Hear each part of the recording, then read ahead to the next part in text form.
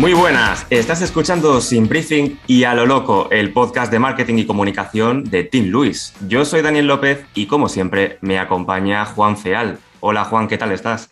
Hola Dani, pues muy bien, con un poquito de calor para ser mayo en Madrid, pero bueno, lo importante es que hoy tenemos a una invitada top que nos visita para hablar sobre reputación de marca, pero es que además de ser directora de comunicación es influencer, un perfil diferente, interesante. ¿Y de quién hablamos, Dani? Pues hablamos de Pilar Hermida, que desde este año es la responsable del área de comunicación de Grupo Día. Su recorrido es espectacular. Pilar ha estado al frente de la comunicación en organizaciones como Air France, L'Oréal, Universidad Europea o Heineken, y además de raíces periodísticas, porque también ejerce como periodista aficionada a la gastronomía y en este sentido acumula decenas de miles de seguidores en redes sociales. Tiene su blog La Gastrónoma, que cuenta además con su propio podcast. Yo creo que lo mejor es que sea ella quien nos cuente más sobre su trayectoria y lo que le depara ahora en día. Así que, sin más dilación, Pilar, bienvenida al podcast. Hola Dani, Juan, ¿qué tal? Encantada de estar con vosotros y muchas gracias por esa maravillosa introducción. Nada, las gracias a ti. Y antes de entrar en detalle, siempre nos gusta conocer un poquito más sobre nuestro invitado o invitada. Te quiero preguntar cómo empezaste en el mundo de la comunicación. Mi trayectoria en el mundo de la comunicación empieza allá por más de, te diría, 35 años, cuando bien pequeñita, mi primer regalo de Reyes en la lista fue pedir una máquina de escribir. Entonces ya por aquel entonces pintaba que aquello de la escritura, la lectura, me atraía. Siempre la palabra me ha parecido mágica, el mundo intangible del lenguaje bueno, pues como decía Samuel Johnson, el lenguaje es el vestido de los pensamientos, ¿no? Pues lo que es en sí todo lo que tiene que ver con ese intangible del lenguaje, pues me atrajo mucho. Estudié periodismo, también tengo estudios en filología y bueno, pues de ahí y con una experiencia en el mundo de los medios de comunicación, pues salté a la comunicación de las compañías, de las multinacionales, donde siempre digo que me sigo sintiendo igual de periodista, ¿no? Que al final sigo siendo esa periodista dentro de mi organización. Al final cuesta mucho desprenderse de eso, ¿no? Como digo, ¿no? El periodismo es un oficio, es algo que se lleva de base y que te permite además entender el mundo de las organizaciones con muchísimas más perspectivas, ¿no? No solo desde la parte de negocios, sino también desde la parte de lo que esperan sus audiencias específicamente y en este caso pues los medios de comunicación. Claro. Y aprovechando que hace muy poquito que eres la nueva directora de comunicación de Día, me gustaría preguntarte cómo está siendo esta adaptación. Yo tengo una trayectoria en el mundo de la comunicación corporativa, de brand PR, en el sector servicios, en el sector de productos de consumo, educativo, como bien habéis dicho, ¿no? Pues he pasado por diferentes sectores. Bien es cierto que en el grupo Día, digamos que sí que para mí pues ha sido un salto cuántico porque he pasado de trabajar, digamos, en delegaciones, ¿no? O en divisiones de compañías multinacionales a trabajar en lo que es en sí la sede corporativa, la sede global, ¿no? Entonces, Grupo Día al final no deja de ser una compañía de más de 38.000 empleados, está en 4 países, Brasil, Argentina, Portugal y España, con más de 6.000 tiendas, la compañía que más tiendas tiene en España y que permea todo el territorio español, toda la península, y como tal una compañía con muchas aristas, porque tienes muchísimas audiencias, ¿no? Tienes las audiencias tradicionales de compañías que operan en España, como puede ser pues, los medios de comunicación, tus empleados, tus proveedores, el tercer sector, pero luego en Grupo Día, por ser compañía cotizada, pues también tienes audiencias vinculadas al mundo financiero, desde las aseguradoras de crédito hasta los accionistas, los inversores, y además un stakeholder también relevante como puede ser los franquiciados en una compañía como el retail, con lo cual sí que te da una perspectiva y un ecosistema mucho mayor cuando trabajas una estrategia de comunicación holística o 360 grados, el tener que adaptar tu comunicación a tantos públicos tan diferentes. Sí.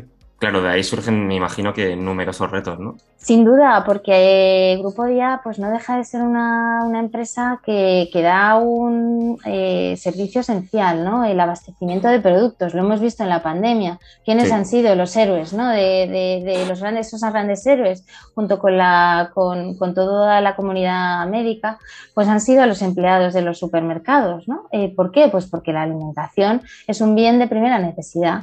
Grupo Día, al final, tiene una facturación de más de 6.000 millones.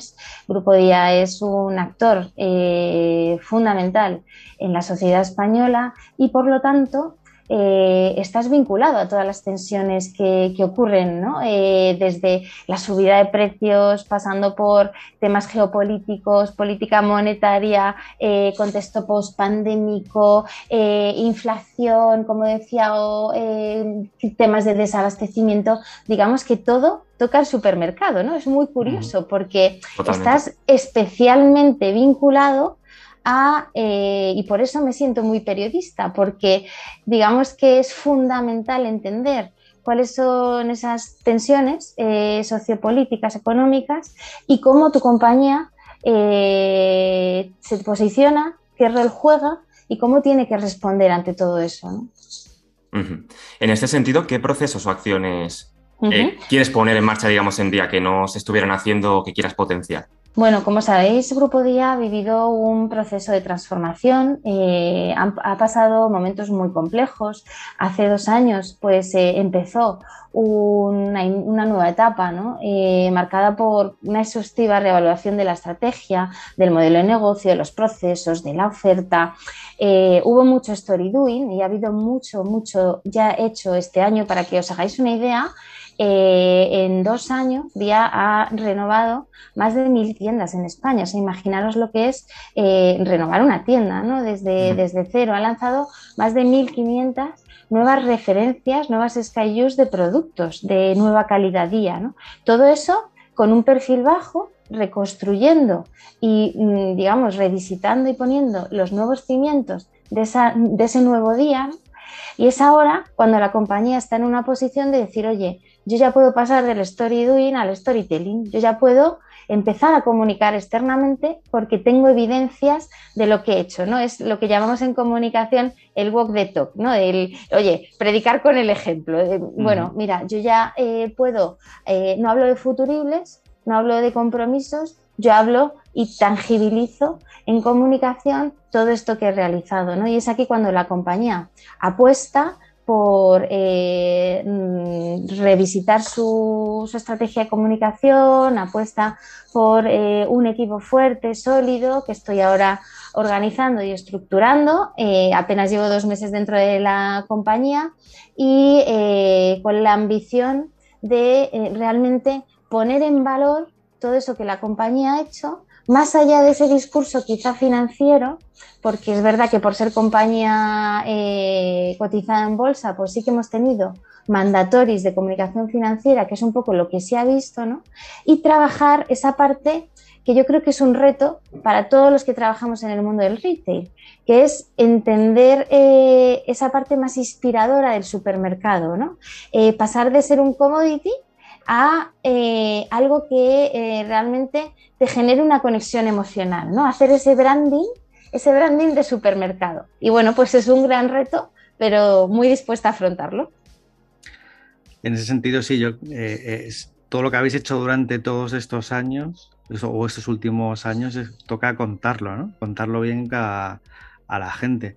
La famosa frase, no sé si era de Bernays o de Samuel Black, de Relaciones Públicas, de hacerlo bien, hacerlo saber, ¿no? Es un clásico. Yo creo que era de Rockefeller, ¿no? De reputación es de hacer las cosas bien y que se sepan, ¿no? Correcto. O sí, parecida. Efectivamente.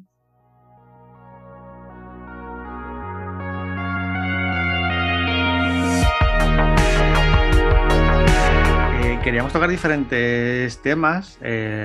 Uno de ellos sobre la reputación de marca, ¿no? Que es uno de los grandes temas de los profesionales de comunicación. Y ya Warren Buffett decía, es una de las famosas frases también, ¿no? De que se necesitan 20 años para construirla y 5 minutos para arruinarla. y de eso hay muchísimos casos. ¿Qué es para ti la reputación y cómo se debe crear? ¿Cómo debemos crearla?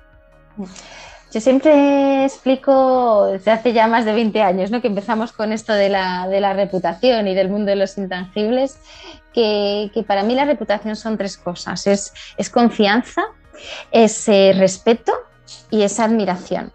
Y respeto, entendiendo que en castellano y en español nosotros decimos respeto con una palabra, pero en inglés respeto es confidence y es trust. Y, y eso significa el gran poder que tiene esta palabra, ¿no? Que respeten tu organización. También podríamos hablar del respeto en marcas personales, ¿no? Pero en este caso estamos hablando de empresas, y eso no es otra cosa que fruto de una relación que tú estableces con tus stakeholders, con tus audiencias, con todas estas audiencias, ¿no? Sea un proveedor que te quiere comprar, un empleado que quiere trabajar contigo, un consumidor que quiere adquirir tus productos, etcétera, etcétera. Y una relación resultado de cómo tú conectas con esa audiencia. Por eso hablamos de que reputación es percepciones, hablamos de que la reputación es poliédrica, que no hay un indicador absoluto de reputación y que, bueno, pues al final es un poco como dice ahora, ¿no? Mi querida Marian Rojas Estapé, como habla ella, ¿no? De que la felicidad no es lo que te pasa, sino cómo tú interpretas lo que te pasa. Pues la reputación es un poco eso, ¿no? Al final es lo que haces, pero sobre todo cómo la gente interpreta eso que tú estás haciendo, ¿no? Y por eso es tan retador.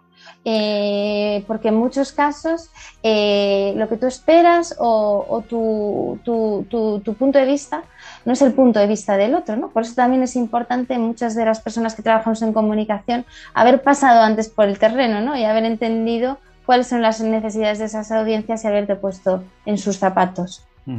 Sí, en ese sentido, además, todo lo que son los touch points, ¿no? Todos los puntos donde hay un contacto con tu consumidor, con tu cliente, con tu comunidad, ¿no?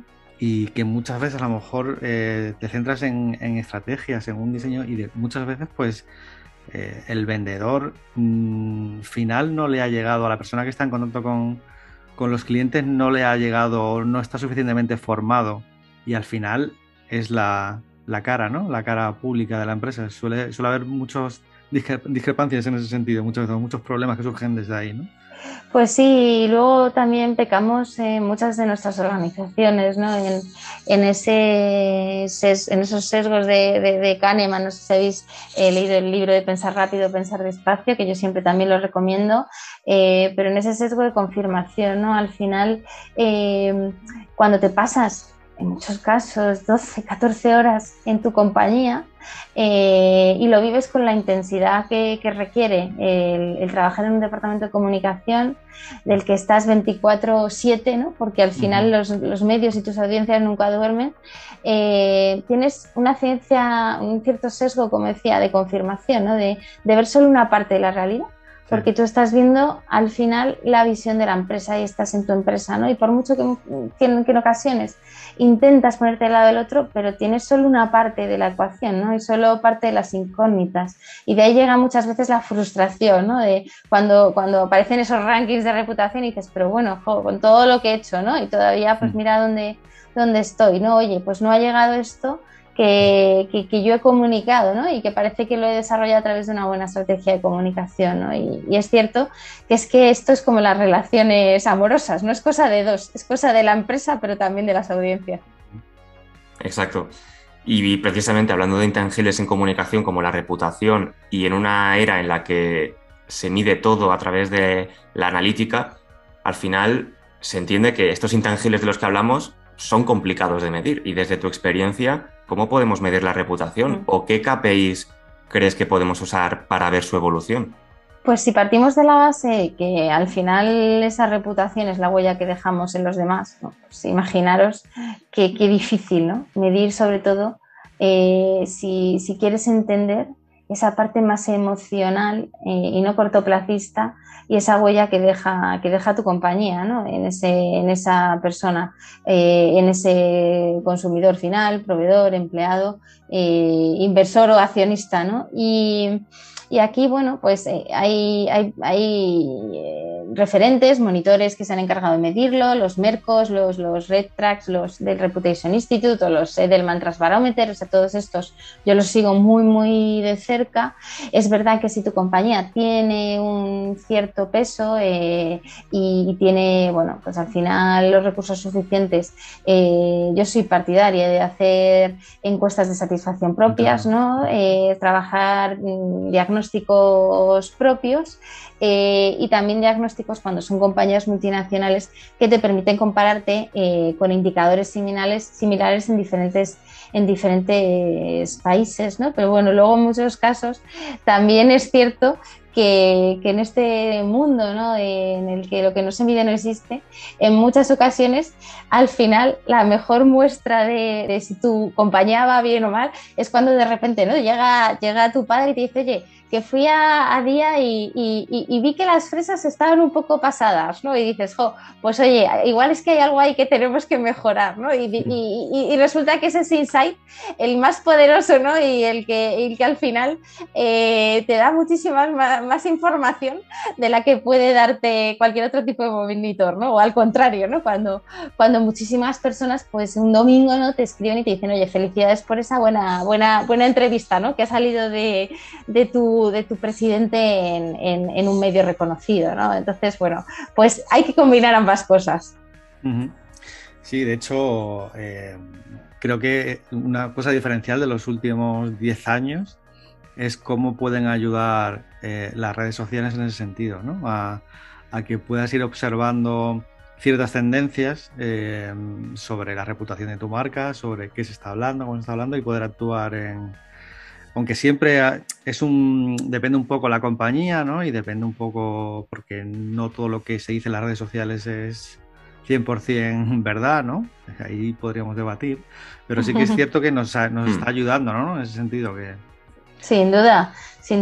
Y de hecho, bueno, al final las redes sociales no solo, y la parte de monitorizar redes sociales, no solo se emplea desde un punto de vista del marketing, de ver cuáles son esas necesidades de tu consumidor, sino que, bueno, en Grupo Día es una herramienta fundamental, por ejemplo, para todo el sistema de atención al cliente, ¿no? Para realmente poder conectar incluso lo que tú escuchas en redes sociales con las propias tiendas, ¿no? Cuando te dicen, oye, pues en esta tienda ocurre esto, o oye, pues he hecho en falta este producto, pues tú poder realmente activar, ¿no? Esos insights que te están siguiendo de la escucha de redes sociales. Son fundamentales entender, escuchar.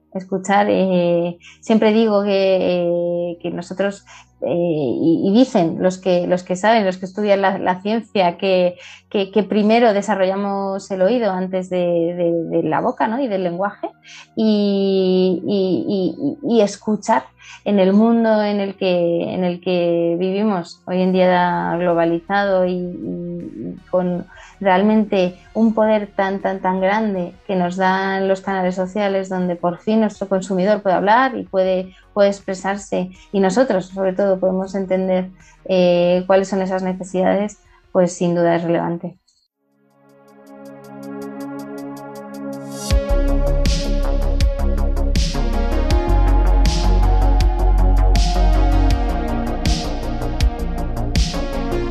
Y siguiendo un poco con el tema digital, que como decíamos se está convirtiendo en un canal estrella, ¿no? En cierto sentido, y especialmente a raíz de la pandemia, o por lo menos se ha potenciado mucho. ¿Qué peso tiene en vuestra estrategia general? No sé si os funciona mejor algunas técnicas que otras, no sé si el SEO, el paid, el social media. Viendo algunas de vuestras campañas y diferentes canales, me ha sorprendido ver el éxito que habéis tenido haciendo campañas en TikTok Ads, no solamente por estar en TikTok, sino además utilizar los formatos publicitarios de TikTok, ¿no?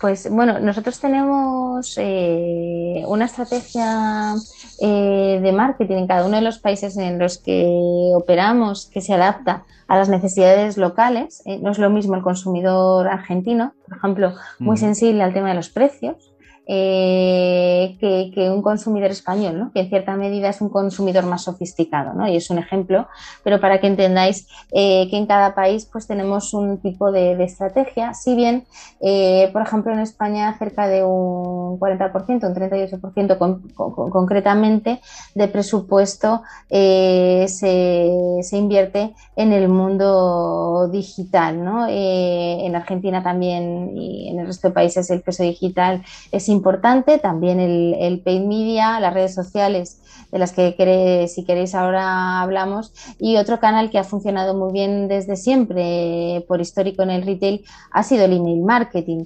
Tener en cuenta una cosa, nosotros somos la compañía que mayor data, y ahora que se habla tanto de los datos, ¿no?, de consumidores tenemos por el Club Día. Por el Club Día, eso te iba a decir.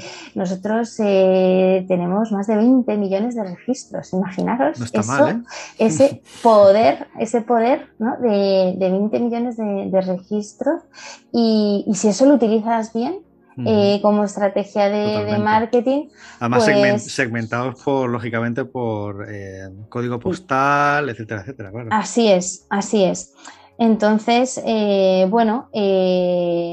nosotros al final, pues oye, siempre buscamos nuevos soportes, plataformas también que nos permitan ampliar nuestra base de clientes. Para nosotros, lógicamente, todo lo que es el email, como decía, es fundamental. Hablabas de TikTok, impresionante, lo lanzamos hace un año, estamos en el top 10 de compañías, tenemos más de 350.000 seguidores en TikTok, una red social con una conexión, con un target al que es especialmente complicado llegar por otras vías, como es la generación Z, que ha abierto una vía de comunicación con unos resultados que superan las expectativas, en el que además es un contenido muy, muy natural, muy orgánico, muy honesto, y sobre todo que contribuye con mucho valor, ¿no? Porque al final, si veis nuestro TikTok de Día España concretamente, o de Día Argentina, que acabamos de abrir hace apenas una semana en TikTok, y ya tiene 15.000 seguidores, ¿no? ¿Qué canal abres y a la semana tiene 15.000 seguidores? Y todo eso es fruto de al final de aportar valor.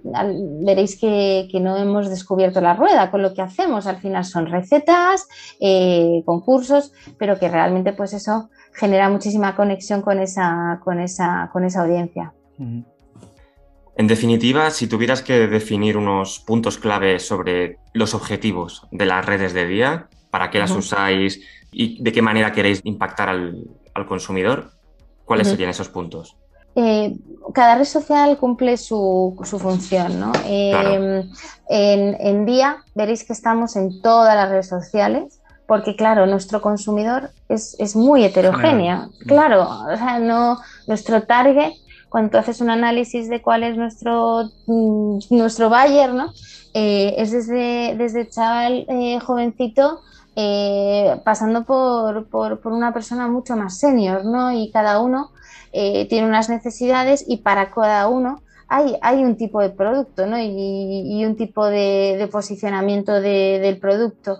Entonces, como tal, los canales sociales nos permiten generar ese vínculo con cada tipo de audiencia. Un Facebook es un perfil mayor, sin embargo tienes un Instagram o un Twitter que te engancha muy bien con esa generación Y. Hablábamos de TikTok, nosotros también hemos hecho con Twitch varias acciones, con Fortnite, con gamers, que conectan muy bien con estas nuevas generaciones, y lo que trabajamos sobre todo es el buscar realmente clientes, no, sino fans, fans que pues como los partidos de fútbol, ¿no? Que el partido pierda o gane, pero siguen ahí, ¿no? Pues nosotros buscamos precisamente esos fans que nos acompañen en este viaje, en este nuevo viaje que está ahora mismo desarrollando la compañía, y sobre todo con mucho foco en contenido adaptado, ¿no? Y también con mucho foco en el UGC, en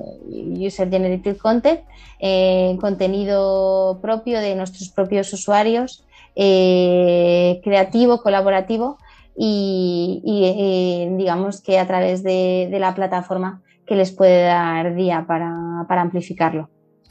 Justo hablando sobre contenido generado por usuario y además muy específico, porque hay plataformas que son muy nativas, ¿no? Como puede ser Twitch y demás. El marketing de influencers, sobre todo en los últimos años, ha crecido muchísimo, se ha profesionalizado bastante, sobre todo en marcas de consumo. No sé cómo lo enfocáis desde día, no sé si trabajáis con influencers de forma directa. La publicidad está cambiando, como sabéis, de los formatos tradicionales, especialmente para este público joven y especialmente el poder del marketing de influencers es esa oportunidad, ¿no? de generar conexiones reales, genuinas con los consumidores a través de alguien que es el influencer, y a mí me gusta llamarlos influenciadores porque la palabra influencer se me queda un poquito coja, pero capaces de influir en esos hábitos de compra o acciones, ¿no? Y acciones además muy cuantificables porque es un call to action real, ¿no? O sea, no es como un spot en televisión que, bueno, dices, oye, ¿qué ventas me habrá generado esto, no? Lo ves a la semana, lo ves al mes, pero al final el marketing de influencer, una de las bondades que tiene, que son muchas, es el poderlo medir, ¿no? y el poderlo pivotar en el corto plazo. Aquí, lógicamente, un sector, no sé si leía que era como 14 billones con B que movía en el mundo este comercio, pues lógicamente no se puede ignorar, ¿no? Y como tal, nuestra estrategia, si bien no se enfoca 100% en el marketing de influencer, pero sí que es una palanca más dentro de esa estrategia holística. Nosotros preferimos embajadores de largo plazo, lo veréis en nuestras redes. Tenemos con Daniel de Toro, embajador y es concursante de MasterChef, una colaboración en la que estamos creciendo juntos. En Argentina también trabajamos con una chef que se llama Jimena Monteverde, que funciona como embajadora de productos. Lógicamente también pues, se activan campañas para determinados lanzamientos, pero entendiendo, como digo, una relación de valor, personas que realmente sean embajadores, ¿no? Que sea, en mi época pasada en el mundo de las cervezas lo llamábamos drink shot, ¿no? Que salía como con la cerveza y decía, no, pues yo es que bebo tal marca, ¿no? Y a la semana pues salía bebiendo otra, ¿no? Bueno, pues eso es lo que queremos evitar porque al final pues se cuestiona esa credibilidad, ¿no? de ese embajador y por lo tanto pues influencers que además nos permitan pues esa integración real del contenido, ¿no? Y bueno, pues sí, que nos alejen. Es orgánico. Así es. Y bueno, trabajando pues lógicamente una estrategia como trabajan pues todas las grandes compañías, con los micro, con los macro, en pirámide, pero bueno, pues también pues, todavía con recorrido por hacer y entendiendo cuáles son las teclas que mueven la aguja, porque hay muchas, ¿no? En este piano del mundo influencers y que esto no acaba, vamos, más que empezar, o sea que queda mucho todavía por pivotar y por seguir entendiendo.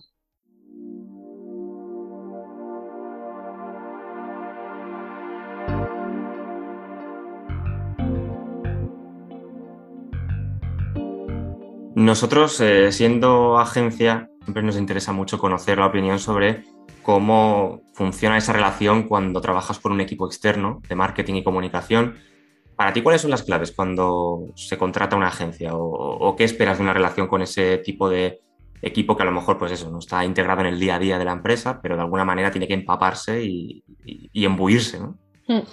Pues normalmente, en mi caso, el trabajo que he desarrollado con agencias viene incluso, aunque haya cambiado de compañía, he seguido manteniendo las mismas agencias, porque precisamente buscas, más allá de una expertise en el sector o en el producto que tú estás comercializando, buscas algunas soft skills, ¿no? Que van más allá de que conozcan bien o que tengan ese technicality del marketing o de la comunicación, ¿no? En mi caso, valoro muchísimo la orientación al cliente, o sea, valoro muchísimo que se pongan en nuestros zapatos, que no sean rígidos, estrictos a la hora de trabajar sus procesos, a la hora de ofrecer sus propios ways of working, ¿no? Sino que se adapten a los que tiene la compañía, entendiendo tus necesidades y como verdaderos socios que te acompañen, ¿no? Que si al final yo gano, pues vosotros ganáis. Y valoro también muchísimo la disponibilidad. Valoro mucho la disponibilidad porque en comunicación, pues como decía, ¿no? En este servicio 24/7 que damos, pues en muchas ocasiones necesitamos la ayuda en momentos pues que realmente pues se exceden del horario profesional, ocurren en momentos en los que pues otros están disfrutando de su tiempo personal y como tal pues hay que ponerse del lado de nuestras audiencias o del lado de esa crisis que tienes en una red social o de ese periodista que te escribe, ¿no? Y es ahí donde realmente yo valoro el que puedan estar disponibles y que bueno pues que de alguna forma se adapten también a las necesidades de nuestras audiencias. También quizás justamente lo que comentabas antes de la visión sesgada, ¿no? Es decir, la visión que te da un partner externo en el cual tienes confianza, pero que al mismo tiempo pues trabaja con otras empresas y tiene una visión externa para decirte, oye, pues mira, creo que en este sentido podríamos ir por aquí, por allá. En ese sentido yo creo que también la agencia es bastante interesante, ¿no? Para la ayuda en el día a día. Así es. Queríamos saber algo más también sobre tu faceta de influencer, ¿no? Y de creadora de contenido, sobre todo especializado en gastronomía, con La Gastrónoma, que tienes muchos seguidores en redes sociales, el blog también funciona muy bien, porque he visto que además tienes contenidos súper bien posicionados en Google. Concretamente estaba buscando, creo que era las mejores tortillas de Madrid, creo, y el primer resultado era de tu blog. ¡Qué bueno! Sí. Y bueno, recientemente lanzaste el podcast, aunque ese es un proyecto más personal, ¿no? Así es. Y bueno, ¿cómo comienzas tu faceta, digamos, de influencer? Bueno, La Gastrónoma es fruto de la unión de dos de mis pasiones, la escritura, el periodismo y la gastronomía. Desde muy pequeña pues veía a las faldas de mi madre, ¿no? Cocinar y era algo con lo que he vivido y lo cual me ha traído muchísimo. Luego pasé al mundo de los restaurantes también por mi profesión de relaciones públicas, ¿no? Salir mucho a comer y al final pues no deja de ser una persona a la que muchos de mis conocidos pues me preguntaban, oye, pues ¿dónde puedo ir o cuál me recomiendas? Entonces, bueno, llegó un momento en que dije, oye, ¿y si esto yo lo pongo en un blog, ¿no? Y además, pues oye, pues me sirve para seguir manteniendo ese amor por el escribir, ¿no? Y bueno, pues fue así como surgió. ¿En qué año? Eso fue en el 2014, por aquel entonces estaba el mundo de los blogs en auge. Luego es cierto que llegó Instagram, que es la gran red social de la gastronomía, porque bueno, yo siempre digo, ¿no? Que al final ver un huevo frito y mojar ese pan en la yema del huevo frito, pues por mucho que yo lo describa con palabras y por mucho que haga malabarismos con el lenguaje, yo creo que es difícil, ¿no? Es difícil de contar y yo creo que es por eso, por lo que Instagram ha crecido tanto, ¿no? En este mundo de la gastronomía y la restauración. Y bueno, me puse a escribir los restaurantes que iba conociendo y contaba un poquito también parte de historia personal. Eso fue evolucionando y fue evolucionando pues también, ¿no? Pues con la llegada de nuevas redes sociales.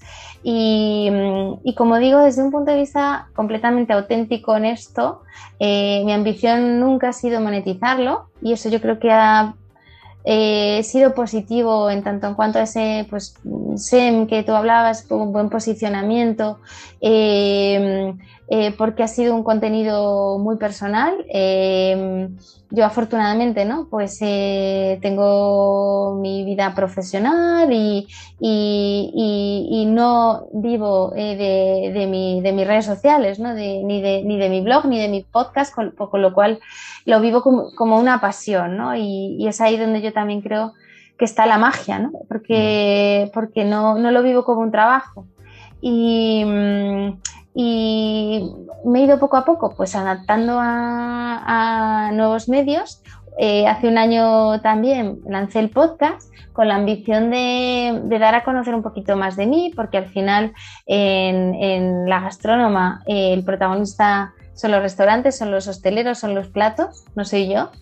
Pero sí que tenía ganas de ese ecosistema que me rodeaba, no solo desde un punto de vista gastronómico, sino también personal, en este mundo de la comunicación en el que me muevo y con la cantidad de personas interesantes con las que interactúo, pues me apeteció también contarlo y establecer pues un sistema de entrevistas en el podcast y dar visibilidad a esas personas que me inspiraban en mi día a día. Y esa ha sido mi ambición, como digo, sin mirar número de seguidores, sin mirar número de escuchas, sino simplemente con la intención de contribuir un poquito más, ¿no? a dar visibilidad a esas personas y de alguna forma desinteresada, pues el generar contenido interesante, ¿no? Para aquellas personas que me siguen. Así que, bueno, cuando queráis estáis invitados, cambiamos en los roles y os venís vosotros al podcast de Mapi Hermida, porque lo que mucha gente no sabe es que yo tengo como doble personalidad, como digo, de hecho en alguna red social lo pongo que soy directora de comunicación de día, periodista de noche, ¿no? Y influencer de noche. ¿No? y bueno, pues es verdad que por histórico en las compañías me han llamado Pilar Hermida, aunque cada vez me llaman más Mapi, pero en mi vida personal la gente me llama Mapi, ¿no? Entonces parece que es como Mapi Hermida es la que se dedica a la gastrónoma, ¿no? Y es esa parte que combina periodismo y gastronomía. Y Pilar Hermida es esa parte directiva, ¿no? Y del perfil más corporativo. Y bueno, pues al final no dejan de ser la misma persona, pero con diferentes caras. Exactamente.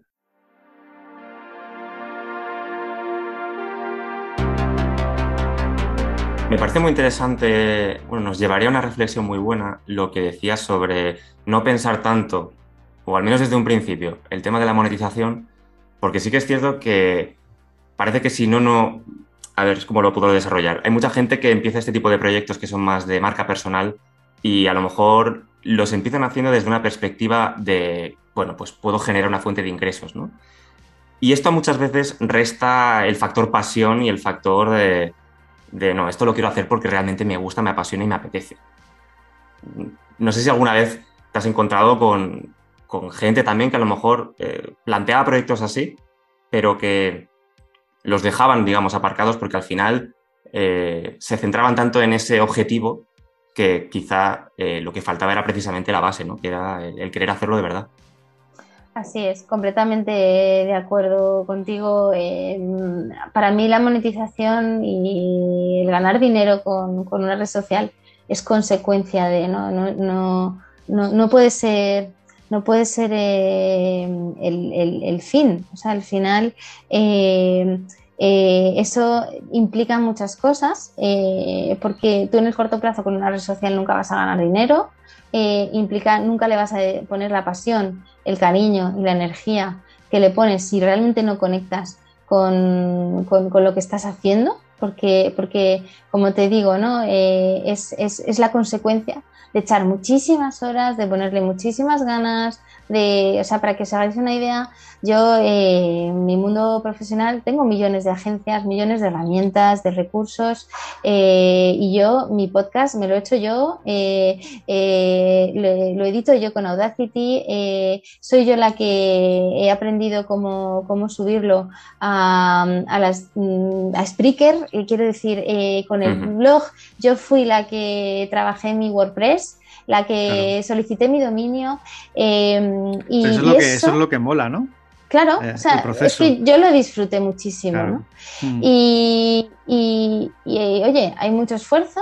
Es verdad que, oye, pues no está mal monetizarlo, ¿no? Y oye, ojalá que en un futuro pues me rente, pero yo creo que conectas de otra forma con tus audiencias y deja de ser algo personal para ser un producto comercial, que pierde realmente esa frescura, ¿no? que tienen realmente los influyentes en medios y en redes sociales.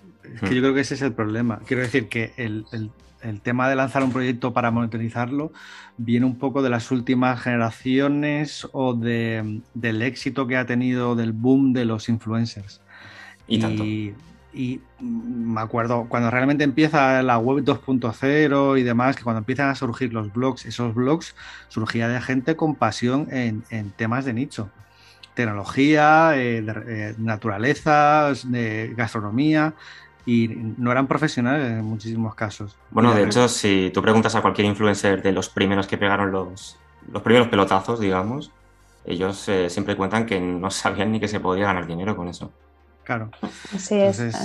Sí, si os fijáis, fijaos, yo no, por ejemplo, con el blog, la gente ya no lee. O sea, yo he visto de 8 o 10 años esta parte que empecé, la gente no se mete a leer una crítica de un restaurante. O sea, cuando quieren ver dónde ir a cenar, se meten en mi Instagram y dicen a ver dónde ha estado Mapi en las últimas semanas y qué buena pinta, ven la foto y reservan. Sí, se la guarda, a lo mejor la gente va guardando las fotos, o sea, de favoritos y tal, y luego... Y ya está, o sea, no se complica, ¿no? Y yo, sin embargo, si os metéis en lagastronoma.com, pues veréis que, oye, pues no escribo toda la semana, pero en cierta medida intento mantenerlo actualizado, ¿no?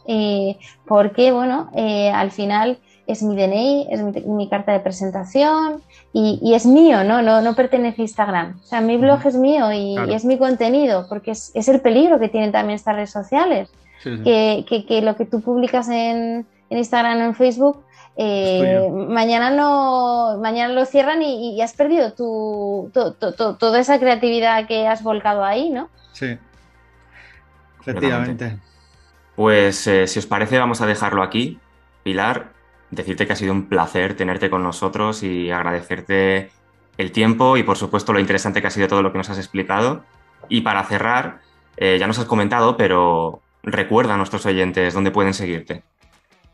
Bueno, yo soy la gastrónoma en redes sociales. Tengo mi blog, lagastronoma.com. El podcast es el podcast de Mapi Hermida, porque no se llama La Gastrónoma porque va más allá de gastronomía. Y sobre todo, oye, que nos sigan en esas tiendas día, en esas más de 2.700 tiendas en España y otras más de 3.000, como decían, Portugal, Argentina y Brasil que tenemos, y que perciban realmente esa transformación que ha dado nuestro negocio, nuestra propuesta de nueva calidad día en nuestras tiendas y que, oye, luego también nos lo cuenten en redes sociales. Perfecto, pues muchísimas gracias. A vosotros, Dani, Juan, muchas gracias. Y Juan, muchas gracias. Pues gracias a Pilar sobre todo y nos vemos en la siguiente. Pues sí, y a los oyentes nos despedimos aquí, pero antes recuerda que nos puedes seguir en redes sociales a través de teamluis_es y también te animamos a que entres en la sección revista de nuestra web de Team Luis España porque ahí encontrarás blogs, guías, white papers, noticias, webinars, vamos, de todo. Te serán además súper útiles porque siempre intentamos dar información para estar al día de todo lo que se cuece en el mundo del marketing y la comunicación. Así que nos seguimos escuchando. ¡Hasta la próxima!